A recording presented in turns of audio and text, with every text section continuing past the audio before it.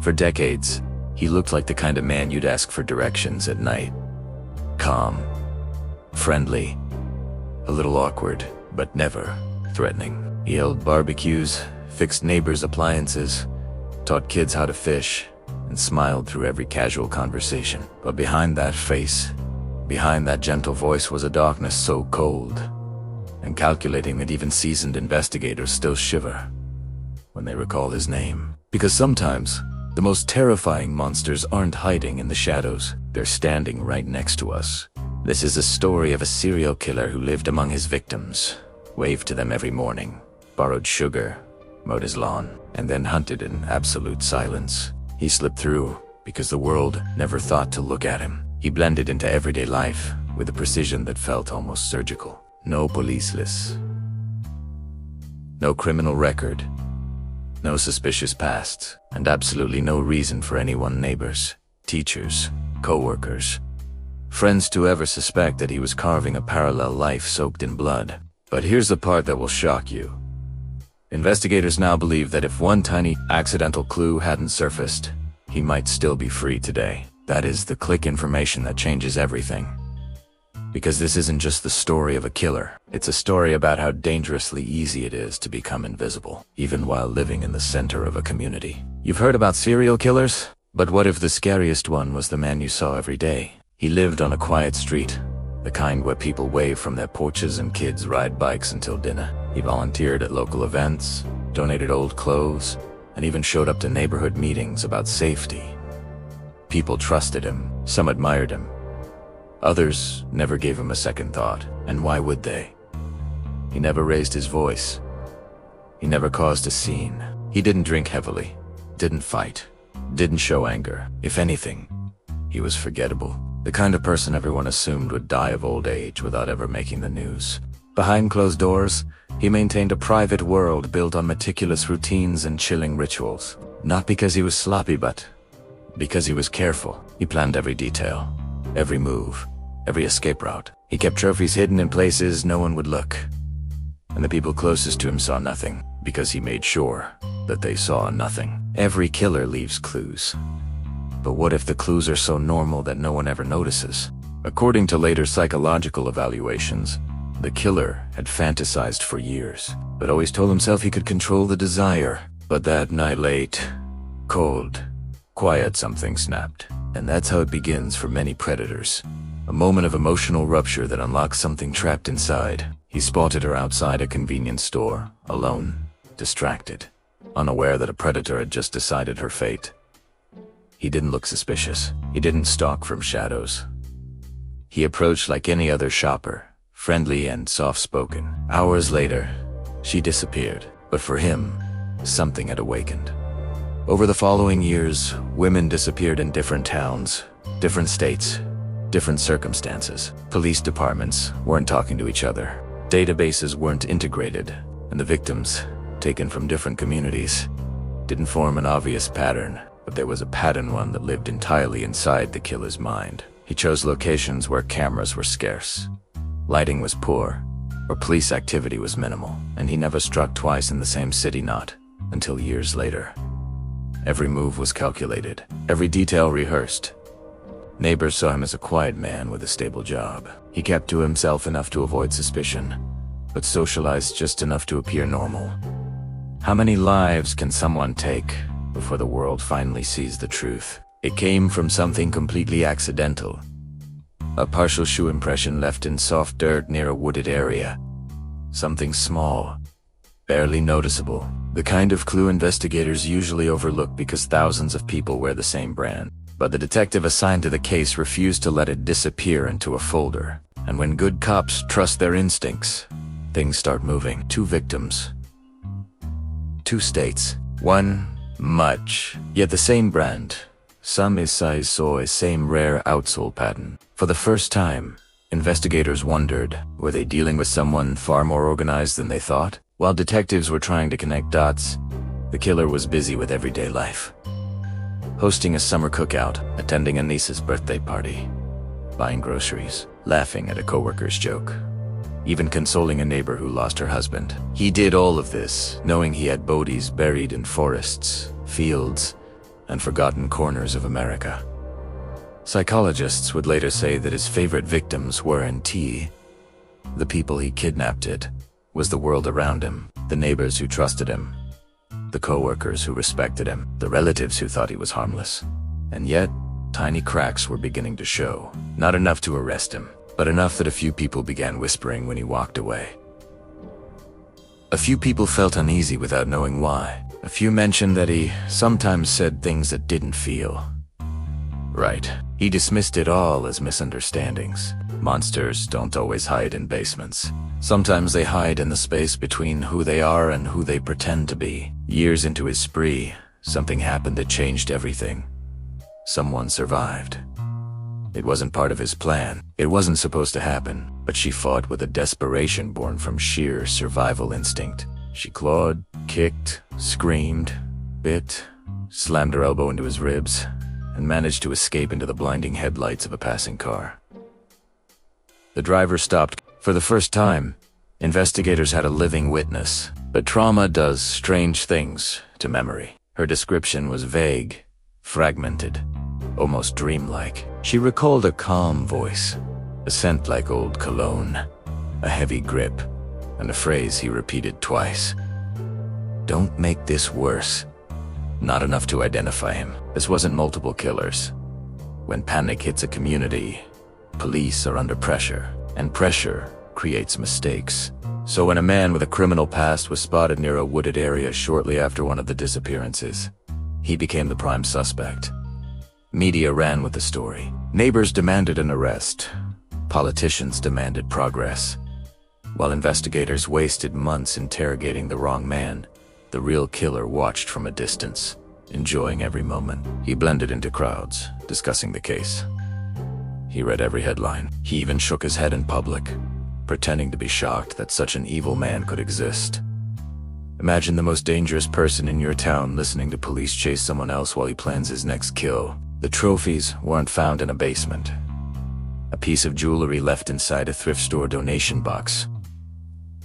A bracelet tucked into a library book return slot. A pendant dropped behind the wall of a public restroom during renovations.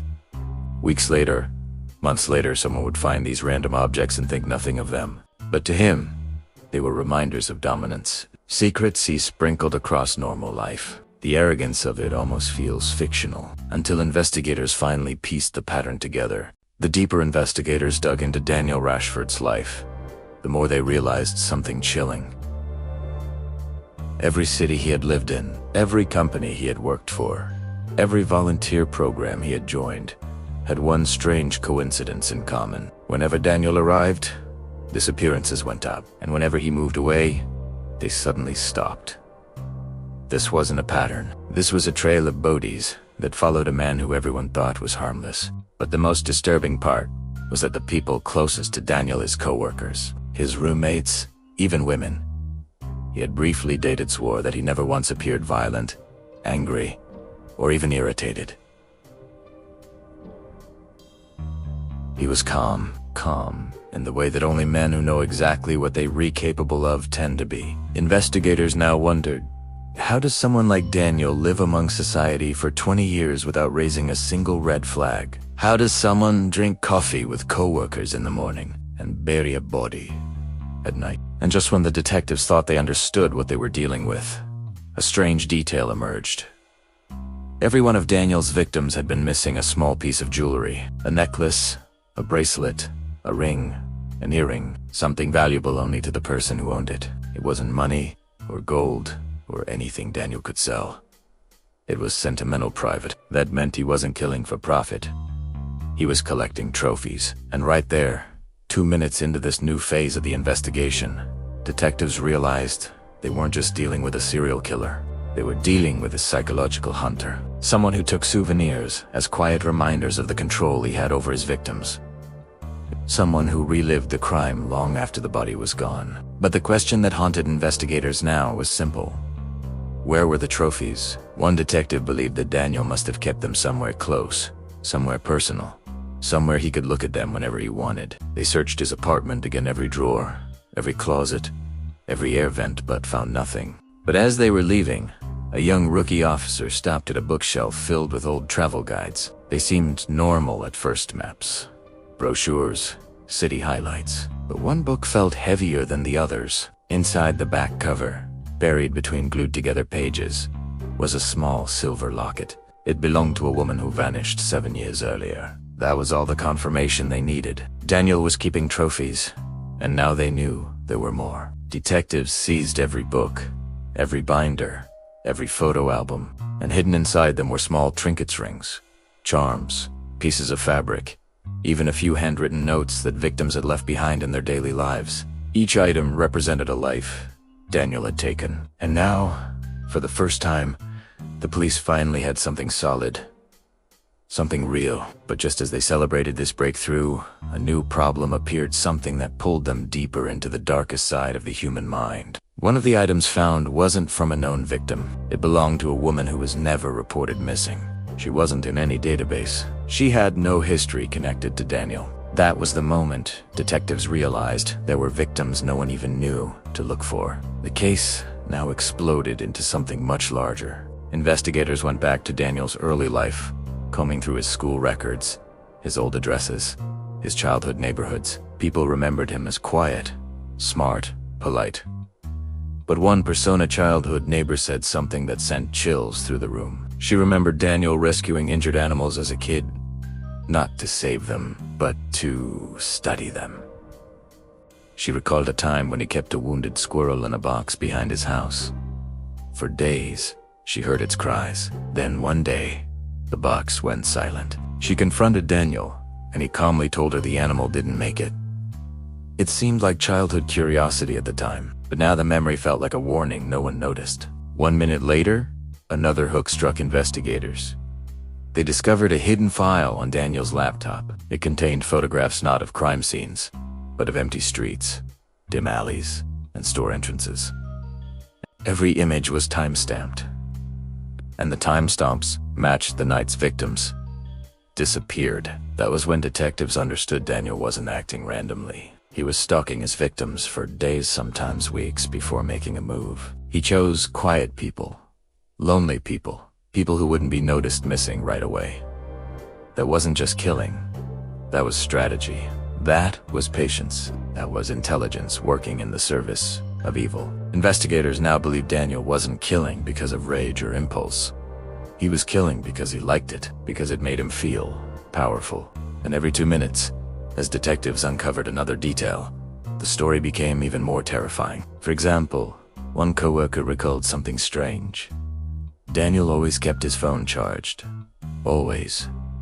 One day, a coworker asked him why. Daniel smiled and said, "You never know when you'll need to disappear." At the time, it sounded like a joke, but now, detectives realized it might have been the most honest thing he ever said. Not long after, another disturbing clue emerged. An old employer revealed that Daniel never stayed at any job for more than a year. The moment people got too close, friends, relationships, he packed up and left. And in the months after he left each city, women began to disappear. Detectives created a timeline, comparing Daniel's job history to missing person cases across 5 states. And every place Daniel worked had at least one unsolved disappearance. He had been living inside the system, mowing wheat, hid hiding among routine, blending into society so perfectly that even the victims never saw him coming. 2 more minutes passed, and the tension ramped up again. One detective found something handwritten inside Daniel's old notebook. A list of numbers. At first it looked like phone numbers, but none of them worked. Then a crime analyst realized what they were. GPS coordinates. Each location matched the area where a body was found. Daniel wasn't just documenting his crimes, he was mapping them, as if he were creating a personal collection of memories, cataloged by geography. But then something even more disturbing appeared. One coordinate pointed to a forested area no search team had explored yet. Detectives rushed to search the ground, and buried under leaves and soil, they found a shallow grave. Inside was a woman no one had ever connected to Daniel. She had been missing for nearly 9 years. And the worst part, she wasn't the only one buried there. Investigators now believed that Daniel had been killing long before his earliest known victim. The exact number wasn't clear, but forensic analysts estimated he could have been active for nearly 2 decades. That meant the official count to 8 victims was just the beginning. The real number might be double that, maybe triple. And suddenly, the question changed. It wasn't who did he kill? It was how many. Another 2 minutes passed, and detectives uncovered one more horrifying piece of the puzzle. A journal entry, written in Daniel's precise handwriting, described a feeling he experienced after each kill. It wasn't guilt. It wasn't fear. It was peace. A calmness he said he couldn't find anywhere else in life. He wrote that watching someone take their last breath made him feel something he struggled to feel in the real world. Control. That was the hook investigators could never forget. Daniel wasn't hiding from his crimes. He was savoring them, reliving them, and planning the next one, long before the police ever realized there was a pattern. By now, the public was panicking. A serial killer who moved through society undetected was everyone's worst nightmare. News outlets covered it 24/7. Social media exploded. Journalists dug into Daniel's past, publishing articles that painted him as a mystery, a harmless man with a deadly double life. People who once shook his hand now felt sick remembering it. And at the same time, thousands of Americans asked the same question. How many killers like Daniel still walk among us, unnoticed? But something else happened. A tip line flooded with calls. People remembered strange encounters they had with Daniel. One woman reported that Daniel once offered to walk her home late at night after a company event, something she declined at the last minute because she felt off. Another man recalled Daniel watching him too closely at a bar. And a former roommate said Daniel always kept a locked box under his bed, one he never allowed anyone near. But the most disturbing call came from a woman who said Daniel once followed her home after a late shift. She didn't file a police report at the time because she didn't think much of it. Now she believed she had narrowly escaped becoming another victim. And that was when detectives realized something even darker. Daniel didn't choose victims based on opportunity. He chose them based on something he saw inside them: fear, vulnerability, loneliness. And the moment he sensed that weakness, he locked in on them like a predator. In the final stretch of the investigation, something unexpected happened. Daniel confessed. Not verbally, but through a final letter addressed to no one in particular, found in his apartment taped under a drawer. The letter simply said, "You never saw me coming, and you never would have." That was his final message. His final reminder of the power he held for so long. And that is where the darker part of this story begins. Because now investigators had a serial killer in custody, but the real battle was just starting. Daniel wasn't afraid. He wasn't remorseful. He wasn't anxious about facing justice. He was calm. Too calm. And detectives feared that even behind bars, Daniel might still be planning something. The deeper investigators dug into the killer's background, the more disturbing the pattern became. Every place he lived, every job he held, every community he passed through had one thing in common: unexplained disappearances, unsolved murders, and cases that never had a face attached to them. It was as if he carried a storm with him everywhere he went. And yet no one suspected him. Not the neighbors who waved at him every morning, not the co-workers who joked with him at the water cooler, not the church members who sat next to him every Sunday. He moved like smoke, visible enough to be noticed, but never solid enough to be questioned, and that is what terrified investigators the most. But here's where things took a darker turn. The FBI analysts discovered something they hadn't expected. The killer wasn't improvising. He wasn't impulsive or reckless. He was strategic. He had a rotation of routines, a checklist of behaviors, and a selection of targets that fit very specific psychological needs. Every victim represented something he believed had been taken from him. And what he did after the murders revealed a level of emotional detachment that chilled even the most experienced. And here, that's your hook. Because this next part changes everything you thought you knew about serial killers. The man responsible for these crimes didn't just blend in. He built a life that depended on being unnoticed. Investigators found journals hidden behind insulation in the attic of his home. They weren't diaries of remorse or confessions of guilt. They were detailed records, dates, locations, emotional triggers, lists of people who crossed his path and caught his interest. Some names were crossed out. Some names were circled. Some names had stars next to them. But the worst entries were the ones with a simple mark, a check. Those were the victims. and the pattern in those journals revealed that he had been planning his crimes as early as his teenage years. That meant the investigation was no longer looking at a decade of violence. They were staring at the possibility of 30 years. Just when investigators believed they had a full psychological profile, something new surfaced. A neighbor came forward claiming she remembered the killer digging late at night behind his garage. She thought he was gardening, but when police tested the soil, they discovered disturbed layers and traces of decomposed material. And here, it's another hook. Because what they unearthed wasn't just connected to the case. It rewrote the entire timeline of his crimes. Beneath the surface, investigators found bone fragments older than any victim they had identified. The killer's past stretched further back than anyone imagined, and the realization hit them hard. They were not dealing with a man who had recently snapped. They were dealing with someone who had perfected his craft. When news of the discoveries broke, people who once knew him started coming forward with unsettling memories. A childhood friend recalled how he used to collect dead animals and dissect them in his garage. A former coworker remembered how he calmly talked about how easy it is to make someone disappear. A high school classmate mentioned he once wrote an essay about a character who lived a double life, admired during the day, violent and untraceable at night. No one took him seriously. No one reported anything. Everyone dismissed his odd behaviors as quirks, jokes, or harmless eccentricities, and yet those were warning signs, hiding in plain sight. But here's the hook that pulls you deeper. The most disturbing revelation didn't come from coworkers, neighbors, or childhood friends. It came from his own family. One relative admitted that she always felt something was wrong with him. A lack of empathy, an unusual fascination with tragedy, an almost predatory calmness in stressful situations. She remembered seeing a locked box he always kept under his bed. She asked him once what was inside. He told her it contained things that helped him sleep at night.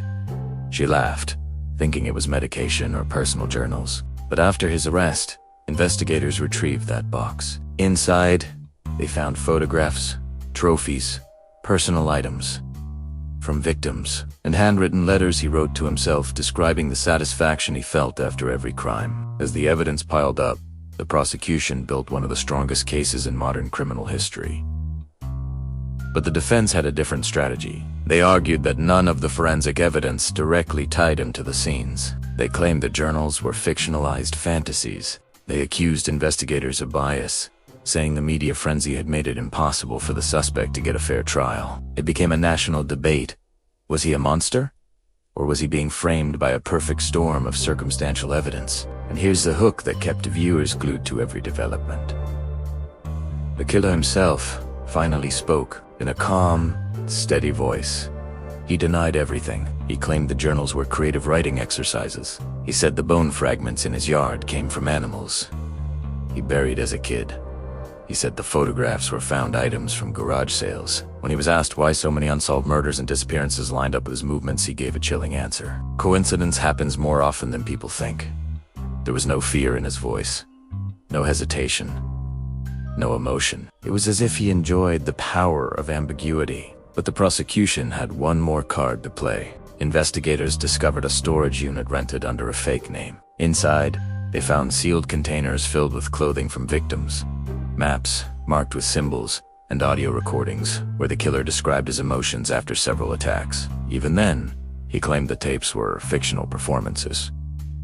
He smirked as he said it, almost daring the court to prove otherwise. And here's your hook, because this next part is the moment the courtroom fell silent. A final audio recording was played. It wasn't a confession. It wasn't a threat. It was the killer humming a tune while counting numbers. The numbers matched the order of the victims in his journals. Every count aligned with a name that had been checked. No one in the courtroom moved. No one breathed. Even the defense fell quiet. For the first time, the mask came off. The man who hid in plain sight had revealed himself. But before sentencing, something happened that shocked everyone. The killer requested to speak privately with the judge. He claimed he had information on additional victims, ones the police had never found. He refused to share the details unless he received certain privileges in prison. The judge denied the request. And here's your hook.